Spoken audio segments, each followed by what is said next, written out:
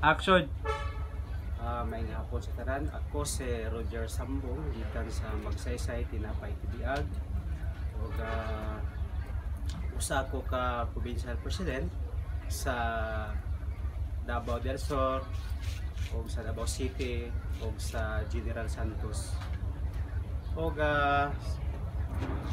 salamat no sa ako sa atong pag-abot dinhi tungod sa atong panaghiusa saglit kay kita aniaman nga nakighiusa gikan sa mga ato ang usa ka mga seremonyas sa iglesia, mga hiniusang pagtudlo o giya sa Biblia o doktrina.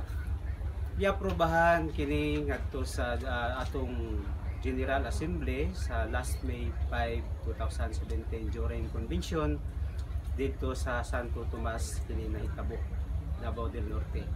O akong giawhag ang tanan nga unta kini mahimong successful sa ato ang mga opisyalis gikan sa nagkadaiyang lugar, mga provincial pangulo o mga lokal pangulo inubanan usab sa ato mga NBOT nga mga maisugon o abtik aron sa pagdala sa kanatong tanan ug ilabi na sa atong labaw mga gahom mao ang ato ang mahal nga Ginoong Kristo.